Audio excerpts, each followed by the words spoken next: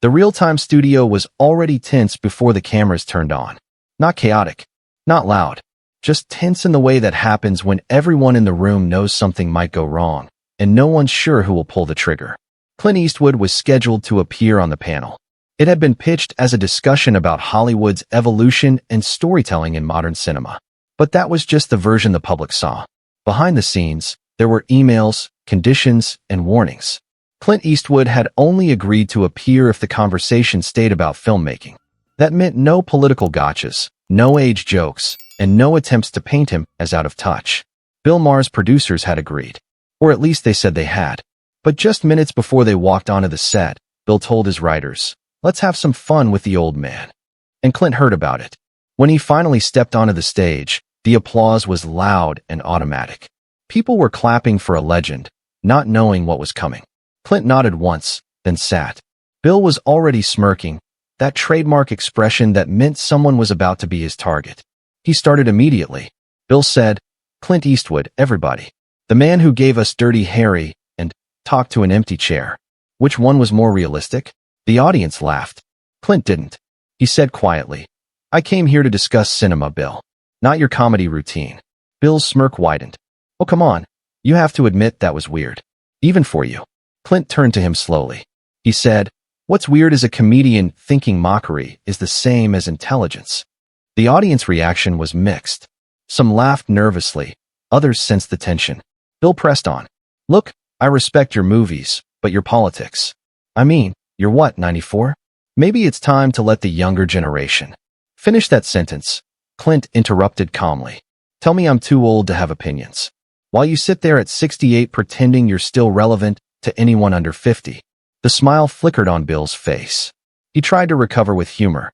"Whoa, someone's cranky. Did we interrupt your nap?" Clint's response was ice cold. He said, "The only thing sleeping here is your audience's intelligence while you feed them smugness disguised as wisdom." The other panelists tried to jump in. "Maybe we should talk about." Bill cut them off. No, this is good. Clint, you represent old Hollywood. The John Wayne generation. Don't you think it's time to admit that era was problematic?" Clint leaned forward slightly. He said, "I represent storytelling. I represent 6 decades of examining the human condition. You represent 3 decades of thinking cynicism is the same as insight." The audience was getting uncomfortable. This wasn't the usual real-time banter. Bill tried his trademark condescension. "See, this is what I mean. You old guys can't take criticism." "I can take criticism," Clint interrupted. "What I can't take is a pothead preacher thinking he's profound because he can mock things better men built." The audience gasped. Bill's face reddened. He said, "Pothead preacher? That's rich coming from someone who glorified vigilante violence." Clint stood up. Not dramatically, just purposefully. He said, "My films explore moral complexity. Your show exploits moral superiority. There's a difference, but you'd need depth to see it." Bill stood too, his composure cracking. "You know what your problem is? You can't accept that the world moved on without you." "The world didn't move anywhere," Clint said firmly. "You just convinced yourself that sneering at it makes you evolved." Now, before we witness what happened next in this explosive confrontation, I need to tell you something. What you're about to see is exactly why mainstream media doesn't want you to know these stories exist. They bury them, edit them, pretend they never happened. But we're here, exposing the truth they desperately want hidden. If you believe in real, unfiltered truth, if you're tired of being fed sanitized versions of events, then hit that subscribe button right now. Don't wait until the end, because what's coming next will blow your mind. Subscribe now, and join the thousands who refuse to be lied to anymore. Trust me, after you see what Clint does next, you'll understand why they tried so hard to make this disappear. Bill tried sarcasm. "Oh, I'm sorry. Should I be more like you? Make movies about tough guys who shoot first and ask questions later." Clint's response was devastating. He said, "My characters face consequences. You've spent 20 years avoiding them by calling your cruelty comedy." He turned to the audience. "This is what passes for political discourse now. A bitter man who mistakes ridicule for reason, who thinks mocking people makes him moral. And you applaud because it's easier than thinking."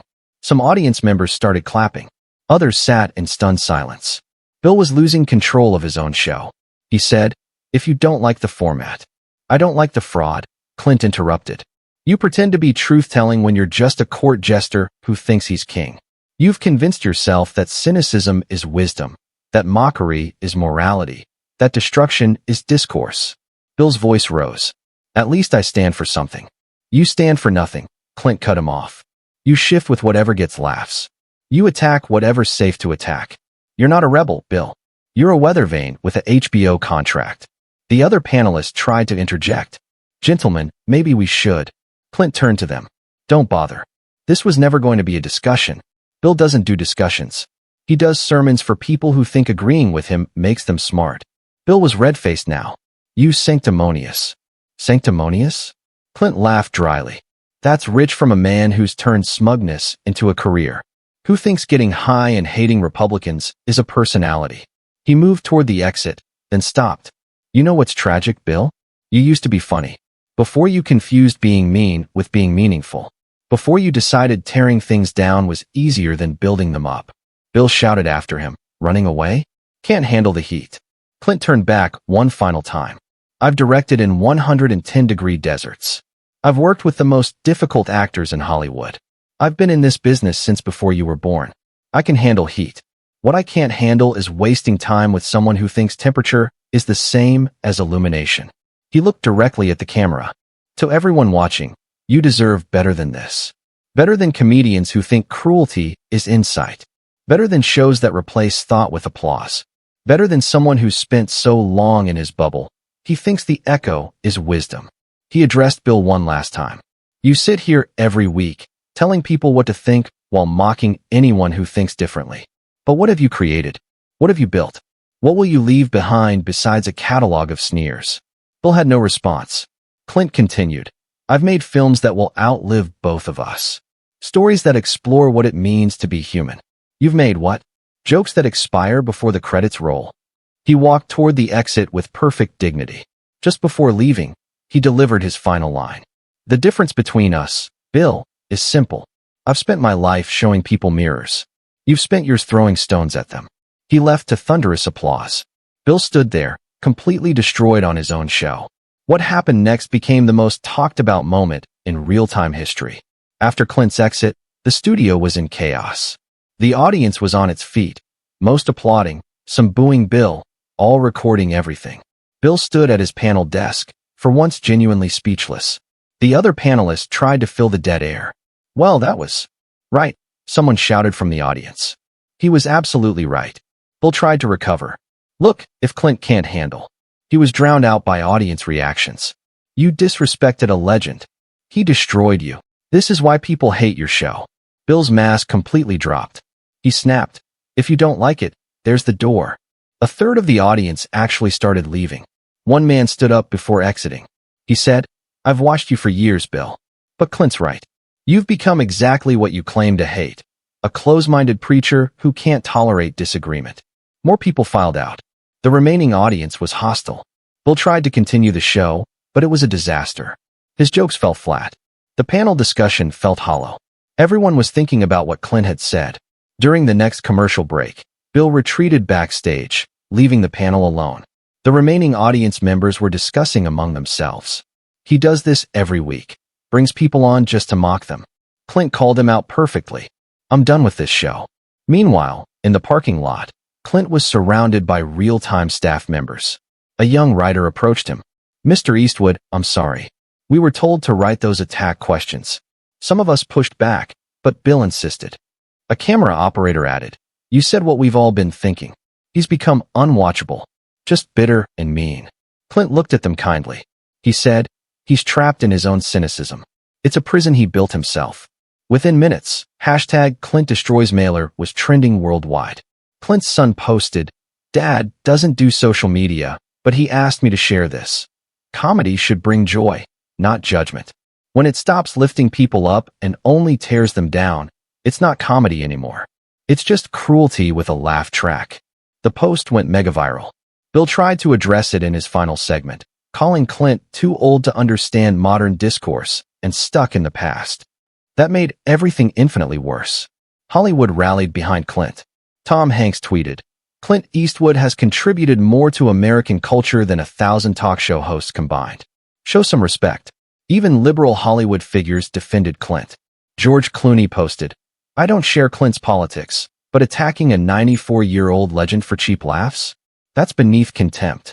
Within 48 hours, Real Time lost 7 sponsors. Major companies didn't want association with elder abuse as entertainment. HBO released a weak statement about passionate discourse that convinced no one. But the real damage came from inside. Real Time staff members started leaking stories. Bill regularly insults older guests during commercial breaks. He specifically targets people he thinks won't fight back. The writers are told to craft gotcha moments, not real questions. What Clint did was beautiful. He exposed the whole operation. A week later, Bill's viewership had dropped 40%. His core audience, educated liberals, were disgusted by his treatment of Clint. Desperate, Bill devoted an entire show to attacking Clint, calling him senile and out of touch. That was the final nail. Even Bill's celebrity friends distanced themselves. Seth MacFarlane tweeted, calling Clint Eastwood senile? The man who just verbally demolished you with surgical precision? Come on, Bill. 3 months later, Real Time hit its lowest ratings in a decade. The show that once defined political comedy had become a cautionary tale about cynicism eating itself. In an interview 6 months later, Clint was asked about the incident. He said simply, "Bill Maher represents what happens when you confuse criticism with wisdom, when you mistake mockery for morality. He's been tearing things down so long. He's forgotten how to build anything up." When asked if he'd ever return to the show, Clint laughed. "I don't revisit graveyards." The footage became legendary. Film students studied it. Communications professors taught it. It became known as the Clint lesson, how to maintain dignity while demolishing a bully. Bill's show survived, but never recovered its cultural relevance. He became increasingly bitter, his audience increasingly small, his influence increasingly irrelevant. He never mentioned Clint Eastwood again. But the impact was permanent.